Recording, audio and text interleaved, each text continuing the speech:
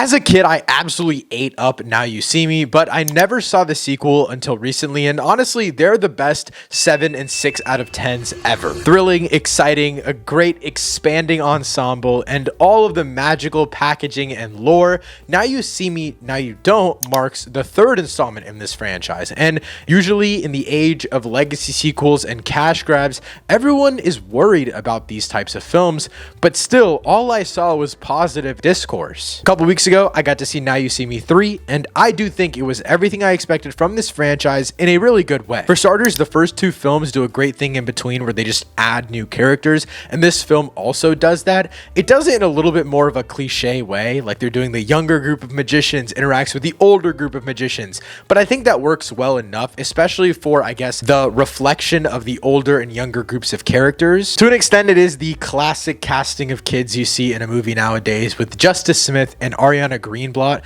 but also Dominic Sessa is in this new group of kids, and he is absolutely amazing. Probably the best performance of the entire film. He is at a certain point just going band for band with Jesse Eisenberg, which is a really difficult thing to do when he holds his own. I think the expanded cast allows for some great chemistry and comedy. I know in a lot of the trailers, they do market that aspect of older versus newer generation, and those jokes are sprinkled out throughout this film, but it's not really based in that, and they don't change the thematic idea of the film to be old versus young. It still is like anti-capitalist and using magic to explain those ideas, which I really like that they stuck to that and didn't change it to some random cash grab legacy sequel idea. Justice Smith was way more integral to the plot of this movie than I thought. That is the only thing I will say about his character, but everyone from the original movies does return and they hold their own. They aren't very important to the story other than just like coming back, which is kind of annoying, but I think they at least work in tandem with the newer cast members. In regards to both the old and new additions,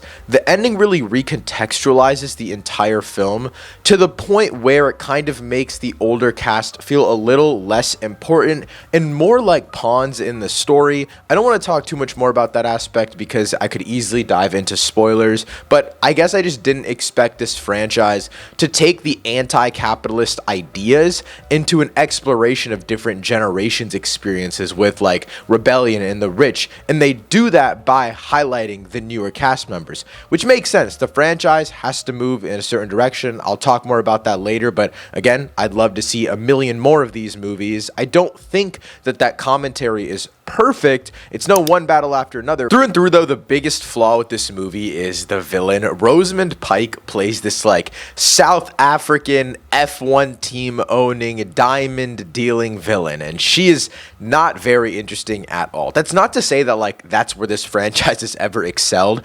I think the most interesting the villain has been is Daniel Radcliffe, just like on a charmingly evil level, but like we're not watching Now You See Me movies for the villain. I wish there was just more of like a rivalry of sorts, something that really recontextualizes, I guess, the relationships that the Horsemen have had in the past. It obviously peaked in the first film with the whole cat and mouse chase between Mark Ruffalo and Jesse Eisenberg's characters, and I wish we kind of just had something more similar to that. I obviously not an exact copy, but I wouldn't mind something along those lines more than just like billionaire corporate villain. Even though Rosamund Pike's character is pretty replaceable, I like that this movie expands on the eye, just expands on the lore, and makes all of the characters actually feel like there's a story worth telling. And I think from what we saw in the world in this movie, I really would love to see more films in this franchise, just because they're able to add 3 new characters already. I wonder not only how many more characters you can add, because again, I think everyone is fairly strong so far. In terms of ranking the trilogy, I'm pretty confident in saying in third place, I'd go Now You See Me 2. In second place, I'd go Now You See Me, Now You Don't. And then in first place is the original Now You See Me. Overall, I'm going to give Now You See Me, Now You Don't a 7 out of 10. If you want to check out this film, let me know what you thought of it in the comments down below. Thank you so much for watching. I'll see you next time. Peace.